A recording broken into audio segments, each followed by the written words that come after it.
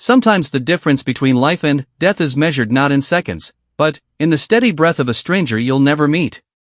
In the mountains of Afghanistan, where the thin air carries the sound of gunfire for miles, a young Marine named Jake Morrison learned that heroes don't always wear the same uniform and sometimes salvation comes from the most unexpected places. This is the true story of how a 19-year-old soldier found himself abandoned behind enemy lines with nothing but his training, his will to survive, and the mysterious guardian angel who watched over him through the crosshairs of a rifle from 2 kilometers away. What started as a routine patrol in the Kunar province would become a 72-hour nightmare that would change everything he thought he knew about war, brotherhood, and the thin line between friend and foe.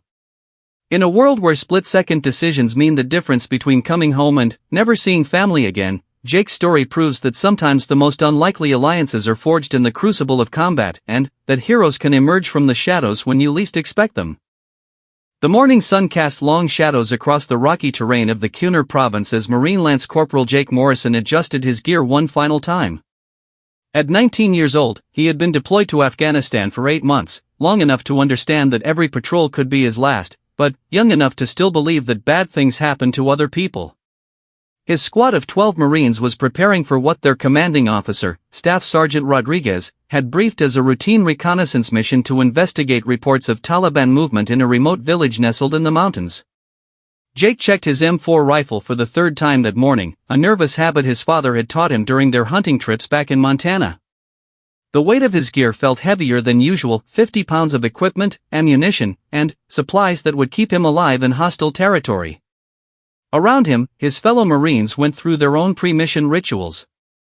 Some wrote letters home, others cleaned their weapons, and a few shared dark jokes to cut through the tension that hung in the air like morning fog. The village they were heading to was a 6-hour hike through treacherous mountain paths. Intelligence reports suggested that Taliban fighters had been using it as a staging area for attacks on nearby coalition forces. Their mission was simple: observe, gather intelligence, and report back. No direct engagement unless absolutely necessary. Jake had participated in similar operations before, and they usually ended with nothing more than sore feet and a detailed report for the intelligence officers back at base. As they moved out in single-file formation, Jake found himself in the middle of the column, a position that offered both protection and responsibility. He was the squad's radio operator, carrying the PRC-119 that would be their lifeline to base camp. The radio felt like a brick in his pack, but Jake knew it was possibly the most important piece of equipment they carried. Without it, they would be completely cut off from support, medical evacuation, and artillery backup if things went wrong. The first few hours of the patrol passed without incident. They moved through familiar terrain, following paths that had been mapped and cleared by previous patrols. The mountains of Afghanistan had a stark beauty that Jake had learned to appreciate during his deployment. Jagged peaks reached toward an impossibly blue sky, and the silence was broken only by the crunch of boots on rocky ground and the occasional whispered communication between squad members. But, as they climbed higher into the mountains, moving toward more remote and dangerous territory, Jake began to notice changes in the landscape that hadn't been mentioned in their briefing. Fresh vehicle tracks in areas where no vehicles should have been able to travel. Disturbed earth that suggested recent digging. Most concerning of all, the complete absence of local civilians in areas that should have shown signs of normal daily activity. Staff Sergeant Rodriguez noticed these signs too. Jake could see it in the way his squad leader's movements became more cautious, how he spent more time studying the terrain ahead before giving the signal to move forward. The easy conversation that had marked the early part of their patrol died away, replaced by the focused silence of soldiers who sensed danger but couldn't yet identify its source. When they reached a ridge overlooking their target village, Jake's stomach dropped. Instead of the small farming community described in their intelligence briefings, they found a heavily fortified compound bristling with weapons and crawling with armed fighters. Through his binoculars, Jake counted at least 40 Taliban soldiers, many of them carrying heavy weapons including rocket-propelled grenades and what appeared to be a Soviet-era machine gun mounted in a defensive position. Staff Sergeant Rodriguez made the only decision he could under the circumstances. They would withdraw immediately and report their findings to command. This was no longer a reconnaissance mission. They had stumbled into a major enemy stronghold that would require a much larger force to handle safely. Jake felt relief wash over him as they began their tactical withdrawal, moving carefully back down the mountain path they had used to approach the village. But the Taliban had been watching them too. The first shot came from somewhere behind them, a sharp crack that echoed off the mountain walls and sent the squad diving for cover behind a cluster of large rocks. Jake's training kicked in immediately. He hit the ground, rolled to find cover, and began scanning for muzzle flashes or movement that would indicate the enemy's position. His heart hammered in his chest, but his hands remained steady as he prepared to return fire. More shots followed, and Jake realized with growing horror that they were not taking fire from a single sniper or small patrol. The volume and coordination of the gunfire suggested that they had walked into a carefully planned ambush. Enemy fighters seemed to be positioned on multiple sides of their location, using the rocky terrain to their advantage while keeping the Marines pinned down in an increasingly dangerous position. Staff Sergeant Rodriguez tried to organize their defense, but the situation deteriorated rapidly. The Taliban had chosen their ambush site well. The Marines were caught in a natural bowl surrounded by higher ground, giving their enemies excellent firing positions while leaving the Americans with limited cover and few options for movement. Jake pressed himself against the rocks and tried to establish radio contact with their base, but static filled his headset. Either the radio was damaged or the mountains were interfering with the signal. The firefight intensified as more Taliban fighters joined the battle. Jake could hear the distinctive whistle of incoming RPG rounds and the heavier thump of machine gun fire. Bullets sparked off the rocks around him, sending chips of stone flying through the air.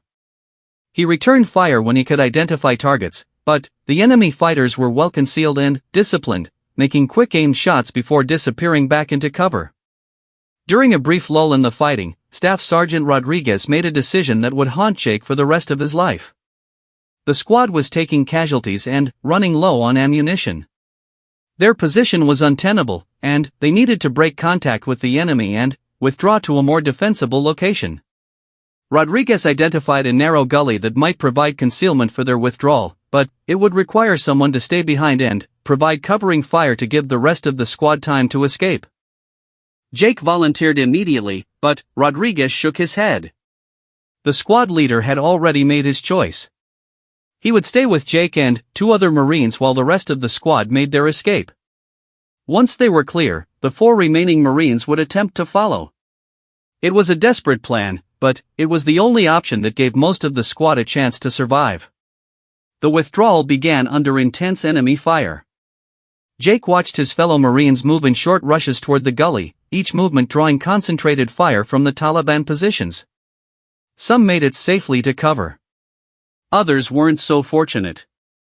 Jake saw Martinez stumble and fall, clutching his leg. Thompson stopped to help him, dragging the wounded Marine toward safety even as bullets whined overhead. Then, disaster struck in the form of a well-placed RPG round that landed directly in the gully where most of the squad had taken shelter. The explosion was deafening, and Jake felt the shockwave even from his position 50 meters away. When the dust and smoke cleared, he could see that the narrow passage that was supposed to be their escape route had become a death trap. In the terrible silence that followed the explosion, Jake realized that he and Staff Sergeant Rodriguez were alone. The other 2 Marines who were supposed to provide covering fire had been hit by shrapnel from the RPG blast. Rodriguez was wounded too, blood seeping through his uniform from multiple fragment wounds, but he was still conscious and still fighting. The Taliban fighters, sensing that their prey was cornered, began advancing on their position. Jake could see them moving from cover to cover, working their way closer for what would undoubtedly be the final assault. He had 2 magazines of ammunition left, maybe 60 rounds total.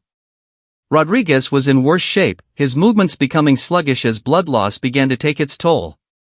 As enemy fighters close to within 50 meters of their position, Jake prepared himself for what he believed would be his final firefight.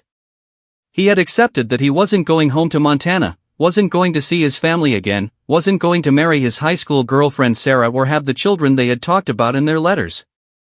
All he could do now was sell his life as dearly as possible and take as many Taliban fighters with him as he could. That's when the first Taliban fighter, advancing confidently toward their position with his AK-47 raised, suddenly pitched forward and lay still. Jake hadn't fired, and he knew Rodriguez was too weak to have made such a precise shot. For a moment, Jake thought the fighter had simply tripped or stumbled, but then he heard the distant crack of a high-powered rifle firing from somewhere far above their position. A second Taliban fighter dropped, then a third. Each shot was perfectly placed, and each came from the same direction, somewhere high in the mountains, far beyond the range of the weapons Jake and his fellow Marines carried. Someone with a high-powered sniper rifle was providing covering fire, picking off the Taliban fighters who were advancing on their position with surgical precision. Jake pressed himself deeper into cover and tried to make sense of what was happening. American forces didn't have any snipers deployed in this area. He would have been briefed if friendly forces were operating in the vicinity.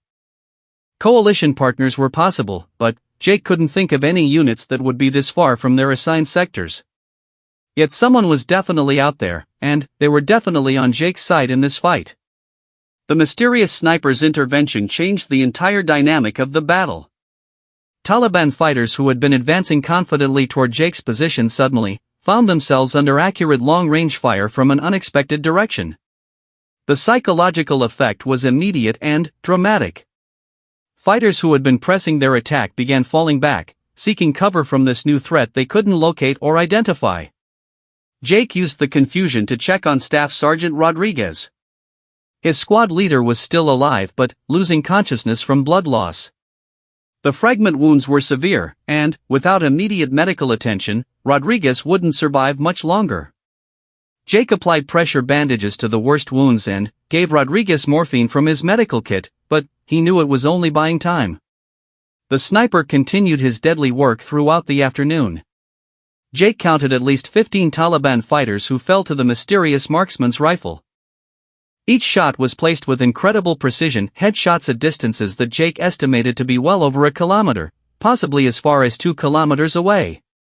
This was shooting at a level that suggested either an extremely skilled military sniper or someone with years of combat experience and exceptional training.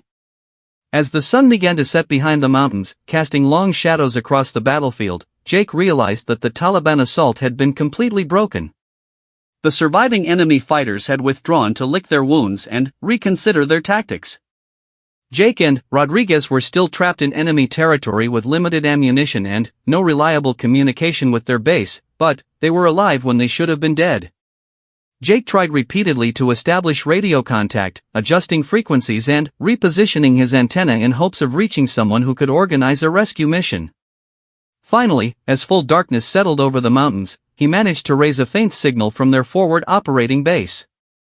The voice that answered his call was filled with surprise and relief. Jake's squad had been listed as missing and presumed killed in action after their scheduled check-in time had passed without contact. The rescue mission would have to wait until morning.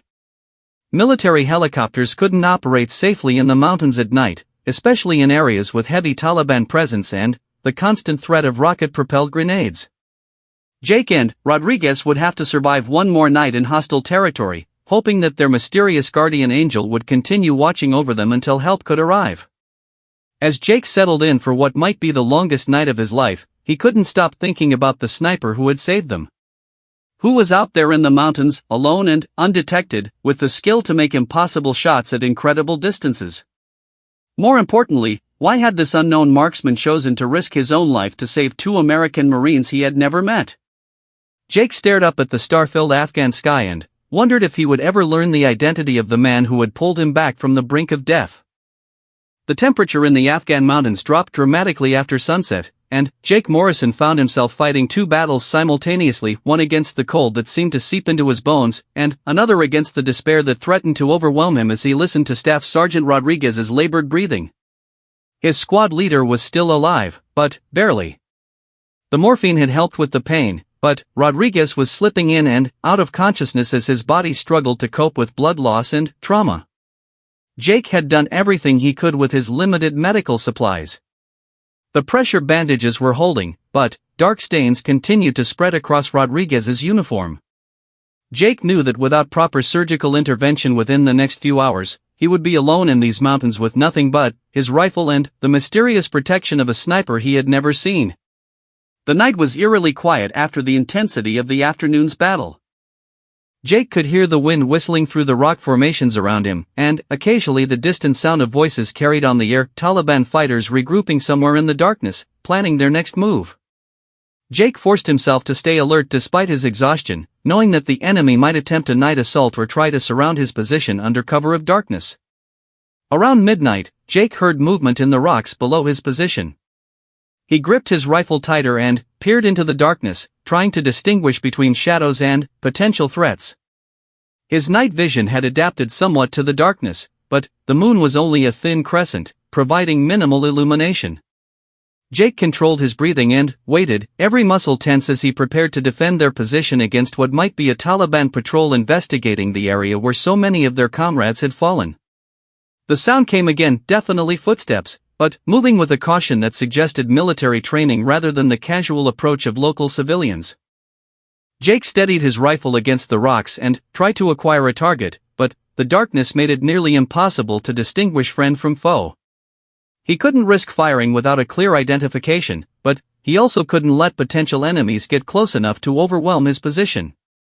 Then, he heard something that made his blood run cold, voices speaking in what sounded like Arabic, though Jake's limited language training made it difficult to be certain. The voices were getting closer, and Jake could make out at least 3 different speakers. A Taliban patrol was definitely investigating their position, probably looking for survivors from the afternoon's battle or trying to recover weapons and equipment from their fallen comrades. Jake made a difficult decision. He would let the patrol get as close as possible before engaging, hoping to take out all 3 fighters before they could call for reinforcements or escape to report his location. It was a desperate gamble, but, with Rodriguez unconscious and no backup available, Jake had few options left.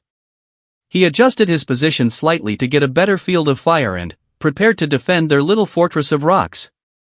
The Taliban fighters moved closer, their voices becoming clearer as they approached.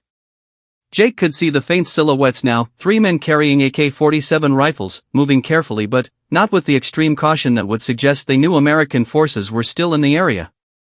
They seemed to believe that any survivors from the afternoon's battle had either died from their wounds or managed to escape during the night.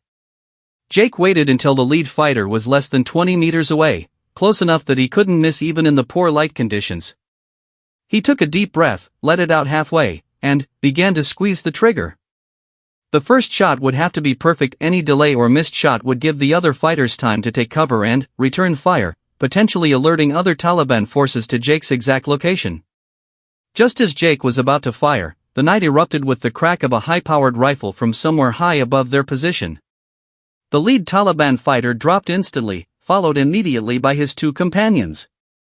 3 shots in rapid succession, each one perfectly placed, each one fired from the same mysterious location that had saved Jake's life during the afternoon battle. Jake lowered his rifle in amazement.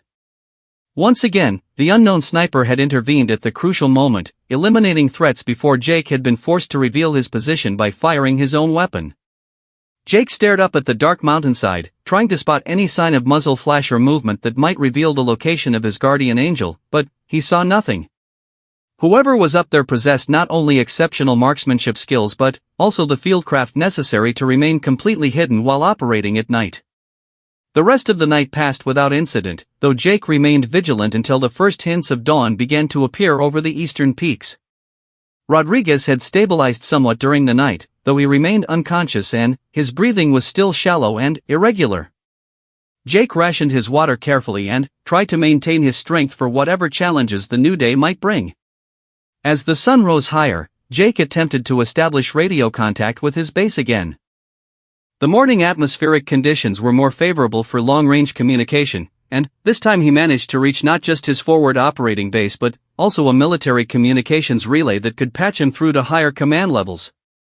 Jake provided his exact coordinates using his GPS device and gave a detailed report of his situation, emphasizing that Rodriguez needed immediate medical evacuation.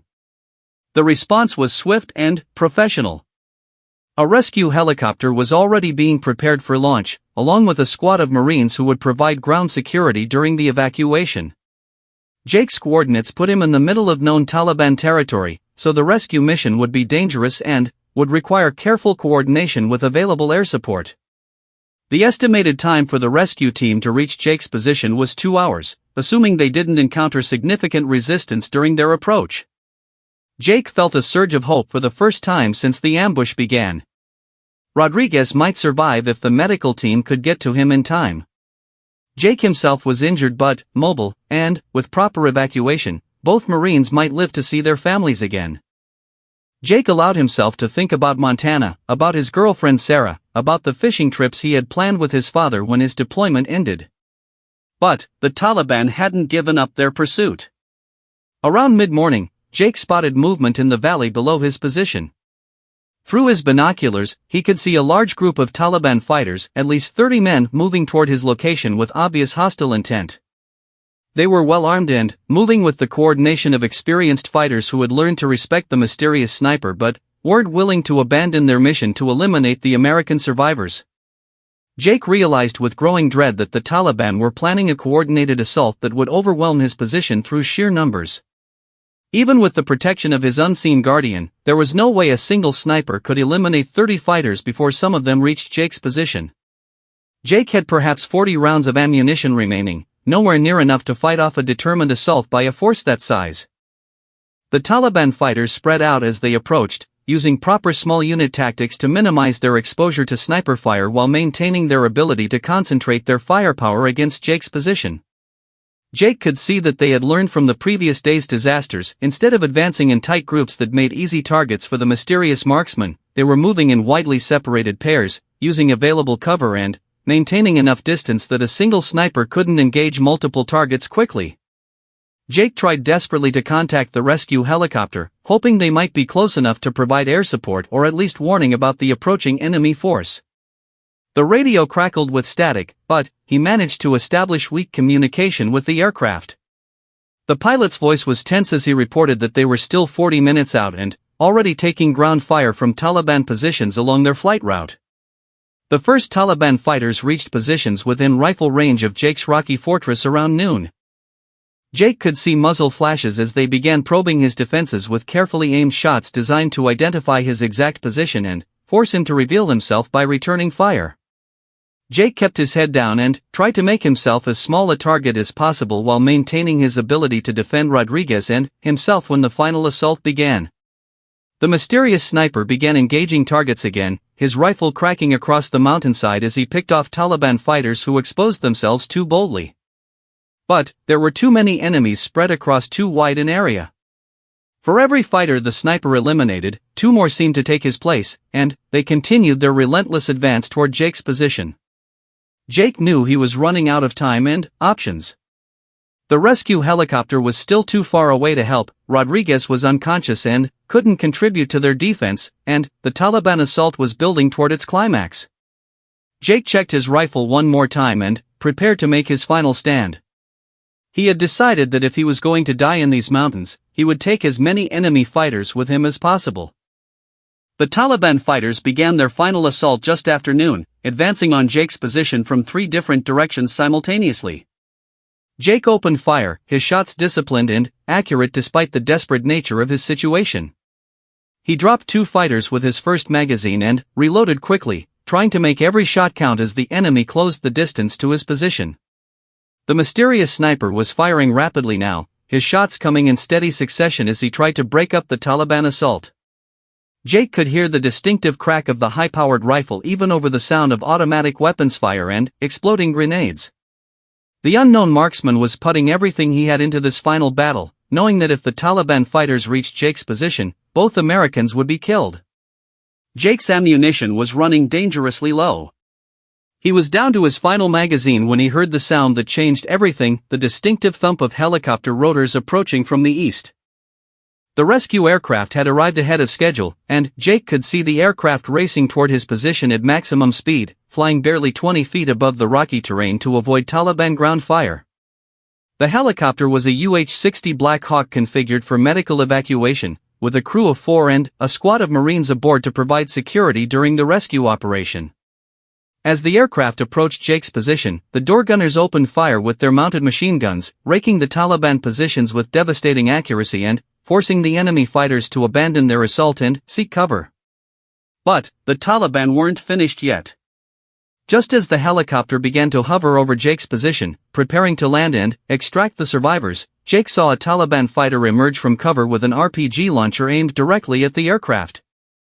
The range was perfect for the rocket-propelled grenade, and, at such close quarters, the helicopter crew wouldn't have time to take evasive action. Jake shouted a warning into his radio, but he knew it was too late.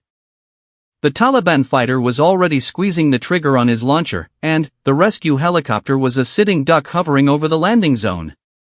Jake watched in horror as the fighter prepared to fire, knowing that the destruction of the rescue aircraft would mean death for everyone aboard as well as the end of any hope for his and Rodriguez's survival. The shot that saved them all came from 2 kilometers away. The mysterious sniper's bullet struck the Taliban fighter just as he was about to fire his RPG, the impact spinning the man around and sending the rocket-propelled grenade flying harmlessly into the rocks.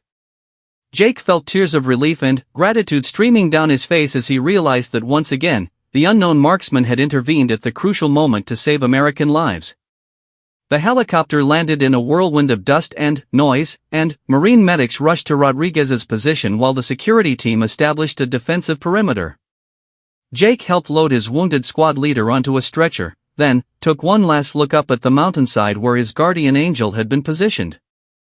He still couldn't see any sign of the sniper, but Jake raised his hand in a salute of gratitude toward the rocky peaks. As the helicopter lifted off and began its flight toward the medical facilities at their forward operating base, Jake pressed his face to the window and stared down at the battlefield where he had nearly died. Somewhere in those mountains was a man whose identity he didn't know, whose face he had never seen, but who had risked everything to save the lives of 2 American Marines. Jake promised himself that someday, somehow, he would find out who that man was and thank him properly for the gift of life. 3 months after the rescue, Jake Morrison sat in a hospital bed in Landstuhl, Germany, staring at a letter that would change his understanding of everything that had happened in those Afghan mountains. His physical wounds had healed remarkably well, but the psychological impact of watching his squad get wiped out and then being saved by a mysterious guardian had left deeper scars that were taking longer to mend. Staff Sergeant Rodriguez had survived his wounds, though he would never return to active duty. The fragment injuries had done permanent damage to his mobility, and Rodriguez was facing a long rehabilitation process before he could even walk normally again. The 2 Marines had become closer than brothers during their shared ordeal, bound together by the experience of facing death and finding salvation in the most unexpected way possible. The letter had arrived through military channels, forwarded from Jake's unit in Afghanistan to the hospital where he was recovering. It was handwritten in careful English, the penmanship suggesting someone who had learned the language later in life rather than growing up with it. The return address was simply marked as a friend, but the contents of the letter would finally answer the questions that had been haunting Jake since that desperate firefight in the Kunar province. The letter began with an apology for the delayed contact, explaining that the writer had needed time to ensure that reaching out to Jake wouldn't compromise ongoing operations or put anyone at risk. It then went on to identify the mysterious sniper who had saved Jake's life, a former Afghan National Army officer named Ahmad Shah Massoud, named after the famous Mujahideen commander but carrying his own distinguished record of service against the Taliban. Massoud's story, as told in his carefully written letter, was both inspiring and heartbreaking. He had served for 6 years as a designated marksman with Afghan forces, receiving advanced training from American and British advisors who recognized his exceptional natural ability with a rifle. Massoud had fought alongside coalition forces in dozens of operations, earning respect and friendship from the international soldiers who served with him. But Massoud's collaboration with coalition forces had made him a marked man in the eyes of the Taliban. Death threats had been made against his family, and Taliban assassins had already made several attempts on his life. Rather than flee the country or seek asylum with coalition forces, Massoud had chosen a different path. He would become a ghost in the mountains, using his exceptional marksmanship skills to protect coalition forces from a distance while staying invisible to both friend and foe. According to his letter, Massoud had been tracking the Taliban buildup in the area where Jake's squad was ambushed for several weeks. He had observed the enemy fighters preparing their ambush positions and had tried unsuccessfully to warn coalition forces through intermediaries. When Jake's patrol walked into the trap, Massoud had been in position on a ridge 2.5 kilometers away, armed with a Soviet-era Dragunov sniper rifle that he had modified and maintained to incredibly high standards. Massoud wrote that he had never intended to become involved in the firefight. His original plan had been simply to observe and gather intelligence that he could pass along to coalition forces later. But, when he saw the American Marines being overwhelmed by superior numbers and facing certain death, Massoud couldn't stand by and watch good men die when he had the power to help them. The letter described the tactical situation from Massoud's perspective, painting a picture of careful calculation and incredible skill. Each shot he had taken during the 2-day battle had been meticulously planned, accounting for wind direction, temperature, humidity, and the extreme range involved. Massoud had been firing at distances that pushed his weapon and ammunition to their absolute limits, making shots that required not only exceptional marksmanship but also an intimate understanding of ballistics and environmental factors. What struck Jake most powerfully about Massoud's account was the personal risk the Afghan sniper had accepted by revealing his position through his shooting. Every muzzle flash, every shot fired, increased the chances that Taliban fighters would locate his hiding place and either attack him directly or call in mortar fire on his position. Massoud had essentially sacrificed his own security and safety to protect 2 American Marines he had never met and would probably never see again. The letter went on to describe Massoud's background and motivations in greater detail. He had grown up in the same province where Jake's squad was ambushed, in a family that had suffered terribly under Taliban rule. His father had been executed by Taliban fighters for the crime of teaching girls to read. His younger sister had been killed in a bombing attack on a school. His older brother had been tortured and murdered for refusing to join Taliban forces. For Massoud, the fight against the Taliban wasn't just about politics or ideology, it was deeply personal. He believed that the coalition forces represented hope for a better future for Afghanistan, a future where children could attend school without fear, where women could work and participate in society, where families could live without the constant threat of violence and oppression.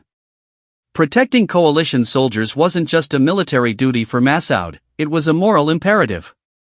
Jake learned from the letter that his rescue had not been Massoud's only intervention. The Afghan sniper had been quietly protecting coalition forces for over a year, operating alone in the mountains and engaging Taliban fighters whenever he found opportunities to do so safely. Military intelligence officers had been puzzled by reports of Taliban casualties in remote areas where no coalition operations were taking place, not realizing that a lone Afghan marksman was conducting his own private war against the insurgents. The letter included details about several other incidents where Massoud had provided overwatch protection for coalition patrols, though in most cases the soldiers being protected had never realized they were receiving help from an unexpected ally.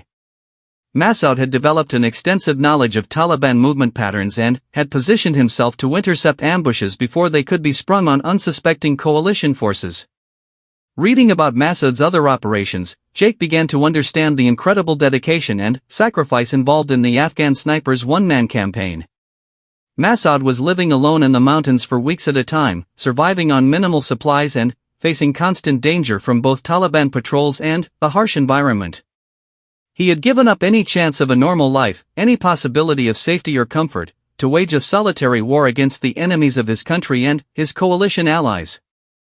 Jake also learned from the letter why Massoud had chosen to reveal himself now, after months of silence. Taliban forces in the Kinnar province had become aware that someone was systematically eliminating their fighters, and they had launched an intensive campaign to locate and kill the mysterious sniper. Massoud knew that his time in the mountains was limited and that he would eventually be caught or killed if he continued his operations. But, rather than simply disappear or flee to safety, Massoud had decided to try something unprecedented. He wanted to establish formal contact with coalition forces and offer his services as a contracted advisor and intelligence asset. Massoud believed that his knowledge of the terrain, his understanding of Taliban tactics, and his exceptional marksmanship skills could be valuable to coalition operations if he could find a way to work within official channels rather than operating as a lone wolf. The letter included a detailed proposal for how such an arrangement might work, showing that Massoud had given considerable thought to the challenges and opportunities involved. He understood that coalition forces would need to verify his identity and credentials, that security concerns would make direct cooperation complicated, and that his past activities as an unaffiliated combatant might create legal and political difficulties. Jake realized as he read the proposal that Massoud was asking for his help. The Afghan sniper wanted Jake to forward his letter to appropriate military authorities and to serve as a character witness for the man who had saved his life. Massoud was hoping that Jake's testimony about his actions during the ambush would help convince military leaders that he was trustworthy and valuable enough to warrant the risks involved in bringing him into official operations. The request put Jake in a difficult position. Military bureaucracy was notoriously slow and suspicious, especially when dealing with foreign nationals who wanted access to sensitive information and operations. There was a real possibility that Massoud's offer would be rejected out of hand, or that the investigation process would take so long that the Afghan sniper would be killed or captured before any decision was made. But Jake also understood that this might be Massoud's only chance to transition from a hunted fugitive to a legitimate member of the coalition effort. If the military could be convinced to work with Massoud officially, it would not only provide the Afghan sniper with protection and support but also give coalition forces access to his incredible skills and knowledge. Jake made his decision quickly. Within hours of receiving Massoud's letter, he was on the phone with his commanding officer, requesting an urgent meeting with military intelligence personnel. Jake explained the situation carefully, emphasizing both the incredible debt he owed to the mysterious sniper and the potential value that Massoud could bring to ongoing operations. The response was mixed. Military intelligence officers were intrigued by Jake's story and by the detailed information in Massoud's letter. The descriptions of Taliban positions and movement patterns matched their own intelligence reports, and the tactical details about the ambush and rescue were consistent with what they knew from other sources. But there were also serious concerns about security risks and the precedent that would be set by entering into formal arrangements with unvetted foreign combatants. Jake spent the next several weeks working with intelligence officers to verify Massoud's claims and assess the feasibility of bringing the Afghan sniper into official operations. The process was frustrating and slow, complicated by bureaucratic procedures and legitimate security concerns. Jake worried constantly that delay would cost Massoud his life, either at the hands of Taliban hunters or through the simple attrition of surviving alone in hostile territory. Finally, after a month of investigation and debate, military leadership made their decision. They would offer Massoud a limited trial contract as an intelligence advisor and long-range reconnaissance specialist. The arrangement would allow him to work with coalition forces while maintaining his security and giving military leaders a chance to evaluate his reliability and effectiveness in an official capacity. The meeting between Jake and Massoud was arranged at a secure military facility in eastern Afghanistan, the first time the two men would see each other face to face. Jake wasn't sure what to expect from the man who had saved his life, but he knew that meeting Massoud would bring closure to one of the most traumatic and meaningful experiences of his military career. When Massoud walked into the briefing room where Jake was waiting, the American Marine was struck immediately by the Afghan's quiet dignity and obvious competence. Massoud was a small, wiry man in his early 30s, with intelligent eyes and calloused hands that spoke of years of hard living and careful work. His English was accented but clear, and his bearing suggested the confidence of someone who had faced death many times and emerged victorious. The conversation between the two men was initially awkward, complicated by cultural differences and the unusual nature of their relationship. But, as they talked, Jake began to understand the depth of character and commitment that had driven Massoud to risk everything to protect strangers. Massoud spoke passionately about his hopes for Afghanistan's future and his determination to continue fighting until the Taliban threat was eliminated or contained. Jake learned that Massoud had no family left alive and no ties that would prevent him from dedicating his life completely to the fight against terrorism and extremism. The Afghan sniper had made peace with the likelihood that he would die in this struggle, but he was determined to make his death count for something meaningful. Protecting coalition forces and Afghan civilians was Massoud's way of honoring the memory of his murdered family members and working toward the better future they had dreamed of. The meeting concluded with Massoud's formal integration into coalition operations, though the specific details of his new role were classified and couldn't be shared publicly. Jake left the meeting with a deep sense of satisfaction, knowing that he had been able to repay at least part of the debt he owed to the man who had pulled him back from the brink of death in those Afghan mountains. 6 months later, Jake received another letter from Massoud, this one written on official military letterhead and bearing the seal of coalition forces in Afghanistan. Massoud reported that his work with coalition intelligence had been highly successful, leading to the disruption of multiple Taliban operations and the elimination of several high-value targets. The Afghan sniper had found his place within the official military structure while continuing to use his unique skills to protect the soldiers and civilians he had sworn to defend. Jake finished reading the letter and looked out the window of his apartment in Montana, where he had returned after his medical discharge from the Marines. The mountains visible in the distance reminded him of those desperate days in Afghanistan, but now the memories brought gratitude rather than trauma. Somewhere on the other side of the world, in mountains not unlike those he could see from his window, Ahmad Shah Massoud was still standing watch, still protecting those who couldn't protect themselves, still proving that heroism could emerge from the most unlikely places and the most desperate circumstances. Jake folded the letter carefully and placed it in the box where he kept his most important mementos from his military service. The box also contained his commendation medals, photographs of his fellow Marines, and the letter of condolence he had written to the families of the squad members who hadn't made it home. But Massoud's letters were the most precious items in the collection, reminders that even in the darkest moments of war, there were still people willing to risk everything to do what was right.